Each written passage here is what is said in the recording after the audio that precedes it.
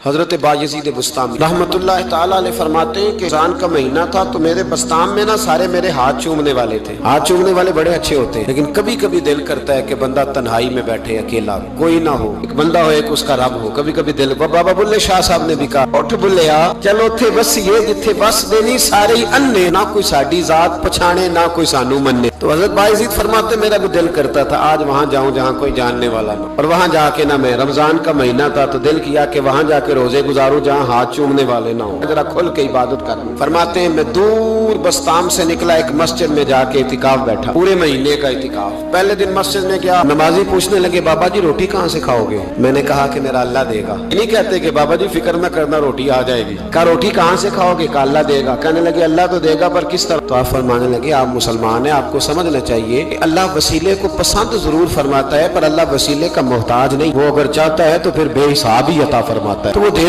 گا انشاءاللہ. کہنے لگے جی دے گا تو صحیح پر کس طرح؟ آپ فرماتے میں نے سمجھایا، دو نمازیوں کو زور کے وقت سمجھایا تو دو پھر اثر میں پوچھنے لگ گئے کہ بابا جی ادھر ہی رہنا ہے پورا مہینہ؟ کہا ادھر ہی رہنا. تو روٹی نے کہا اللہ دے گا. انہوں نے بھی پوچھا کیسے؟ ان کو بھی میں نے سمجھایا. وقت ہو گیا مغرب کا تو دو تین نمازی پھر پوچھنے لگ گئے حاجی ہیں، نمازی ہیں، صوفی درویش قاری ہیں، پر یہ بتا کہ تیرے من کا تعلق بھی جڑا ہوا کہ نہیں؟ تیرے اندر سے آواز بھی توکل علی اللہ کی آتی ہے کہ نہیں؟ یہ بھی تو غور کرنا. حضرت بایزید کہتے ہیں میں تنگ آ گیا. میں نے معلوم کیا کہ یہ ساتھ ہر کس کا ہے، بتایا گیا یہودیوں کا ہے. میں نے کسی ذریعے سے ان سے رابطہ کیا یا میں خود چلا گیا. میں نے ان سے رابطہ کر کے کہا کہ تمہارے گھر میں کوئی کام کاج کرنے والی عورتیں تو ہوں گی؟ کہا ہیں. میں مجھ سے پیسے لے لو، بس 2 روٹیاں سویرے مل جائیں سحری میں، 2 شام کو مل جائیں. میں سرکے سے کھاؤں یا کسی چیز سے تناول کروں، 2 روٹیاں مجھے صبح و شام پیسے لے لو. ماتے وہ مان گئے. اب میرا دل کرتا تھا کوئی نمازی مجھ سے سوال کرے تو میں ذرا اعلان کر دوں کہ میرا بندوبست ہو گیا ہے، میں ذرا اعلان کر دوں کہ میرا بندوبست. نے کہہ بھی دیا لا الہ الا اللہ تو کیا حاصل، دل و نگاہ اگر مسلمان نہیں تو کچھ بھی نہیں. فرماتے میں ایک نمازی نے اثر میں پوچھ لیا کہ بابا روٹی، تو میں بول پڑا، میں انتظار میں تھا. میں بولا، میں نے کہا نمازیوں، حاجیوں، درویشوں، رمضان کے روزے رکھنے والوں، صائم الدہر قائم اللیل لوگوں، یہ ساتھ میرے پڑوس میں مسجد کے یہودی ہیں، میں نے پیسے چکا دیے ہیں، 2 روٹیاں سویرے 2 شام مل جائیں. میں نے اعلان کیا تو نمازی چپ کر گئے. اب 3 دن بیت گئے، کسی نے پوچھا ہی نہیں. اللہ، کسی نے پوچھا نہیں روٹی کہاں سے آئے. حضرت بایزید فرماتے ہیں فجر کا وقت تھا، سر سجدے میں رکھ کے میں کھول کے رویا اور نماز پڑھ کے میں نے نمازیوں سے کہا او نمازیوں آؤ دوبارہ سے کلمہ پڑھے، آؤ پھر سے کہیں لا الہ الا اللہ، آؤ پھر سے کلمہ پڑھے. کہتے نمازی کہنے لگے تو کون ہوتا ہے ہمیں دوبارہ کلمہ پڑھانے والا؟ میں نے کہا یارو کس طرح کے مسلمان ہو کہ میں روز کہتا رہا اللہ دے گا، تم کہتے تھے کیسے دے گا، اور جب میں نے کہا 2 روٹیاں یہودی دے دیں گے تو تم خاموش ہو گئے ہو. مجھے بتاؤ جن لوگوں کا یہودیوں پہ توکل مضبوط ہو اور رب پہ توکل کمزور ہو، انہیں دوبارہ کلمہ پڑھنا چاہیے کہ نہیں پڑھنا چاہیے؟ انہیں دوبارہ اللہ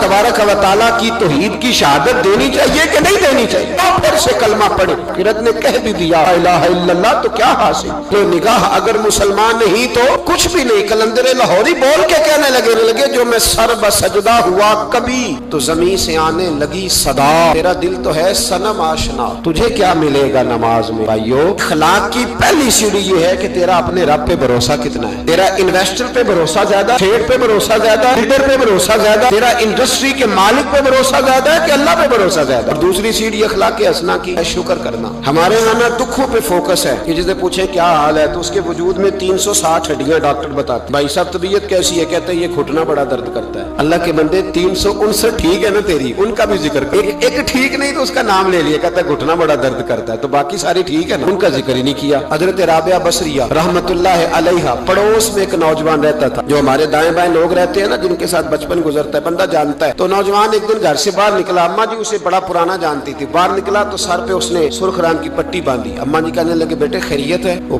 گھر پرانی جو مائیں ہوتی تھی نا وہ جانتی تھی بچہ کس کا ہے، والد کا نام کیا ہے، دادا، بیٹا خیر ہے؟ اماں جی سر میں درد ہو رہی تھی شدید، تو پٹی باندھ لی. تو اماں کہنے لگے بیٹے عمر کتنی ہو گئی؟ لگا 35-40 سال. بیٹے 35-40 سال میں کبھی درد تو نہیں ہوا؟ کہ نہیں. اماں جی فرمانے لگے 40 سال اللہ نے صحت دی، تو نے شکر کی ایک پٹی بھی نہیں باندھی، اور آج درد ہوا ہے تو شکوے کی پٹی فوراً ہی باندھ لی ہے. ताकि सारे जमाने को बताता भी रहे कि बड़ी दर्द है, बड़ी दर्द है। 40 साल में कुछ शुक्र की पट्टी भी बांधनी, पता चलता कि तुझे अल्लाह ताला का शुक्र भी तेरे पास। हजरत जनाब ईसा अला नबीना अलैहिस्सलाम गुजर रहे थे, एक शख्स जमीन पे लेटा है, उस शख्स की दोनों आंखें भी कोई नहीं, दोनों पैर भी नहीं और दोनों हाथ भी नहीं। लोग उसके गिर्द खड़े हैं और बंदा पता क्या क्या क्या कह रहा है, या अल्लाह तेरा शुक्र, या अल्लाह तेरा शुक्र है मालिक, अल्हम्दुलिल्लाह अला कुल्ल हाल, तेरा शुक्र शुक्र। लोग बड़े हैरान देख रहे थे, तो जनाब ईसा अलैहिस्सलाम ने पूछा किस बात पे हैरान हो? कहा हजरत जी हैरान है कि बंदे की आंखें भी कोई नहीं, दोनों हाथ कोई नहीं, दोनों पैर कोई। जरा गौर करना, जिसकी एक उंगली कटी होती है सारी तवज्जो उसी पे रखता है, दोनों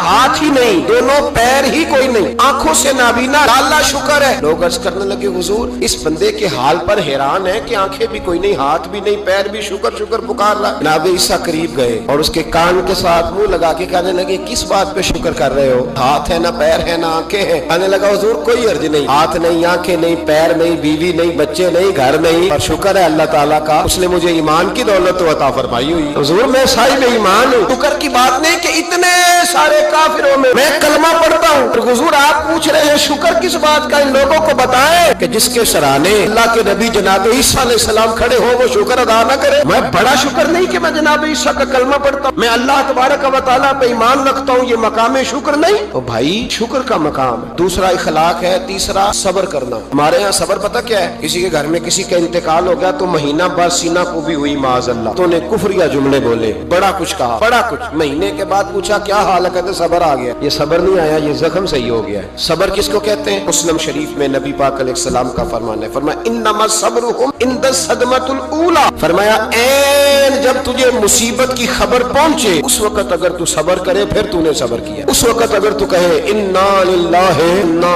इलैहि राजिऊन तूने, फिर तू सब्र है। अगर 1.5 महीने के बाद 6 महीने के बाद सब्र नहीं आया फिर तो जख्म सही हो, फिर तो आंसू ही खुश्क हो गए। सब्र ऐन मुसीबत के वक्त, ऐन जब मुसीबत आए तो सब्र करने का नाम सब्र है। अंदर हौसला पैदा करें, सब्र पैदा करें। हमने जो अल्लाह से नेमतें ली है वो पैसे जमा करा के नहीं ली माज़अल्लाह, उसने अपने फजल से दी है, और जब चाहता है अपने कर्म से वापस भी ले लेता है। अपनी जिंदगी में हौसला पैदा करें। और एक बात और, सूफिया किराम, औलिया किराम ये फरमाते हैं कि दुख इंसान को अल्लाह के करीब करते हैं। आपको न भी समझ आई तो जुमला बड़ा मजेदार है। दुख इंसान को अल्लाह के करीब करते हैं, सुख बंदे को अल्लाह से दूर करते हैं। याद रखना, जिनको दुख कोई नहीं ना होता तो बैतुल्लाह के गुलाब को पकड़ के भी नहीं रोते। जो तड़प रहे होते हैं ना, तड़प रहे होते हैं, सिसकियां ले रहे होते हैं, उनके करीब जाके पूछो बाबा क्या मसला है, तो कहते हैं बेटी ससुराल में दुखी है, बेटा जवान है पर बे औलाद है। दुख है ना जिन लोगों को, उनके पास दर्द है, उनकी आंखों में आंसू है। लेकिन जो सुखी है उनका माहौल, उनको उनके मामला सख्त हो जाते। हजरत अय्यूब अला नबीना अलैहिस्सलाम अल्लाह के पैगंबर, अल्लाह ने बेटे भी दिए, खेत भी दिए,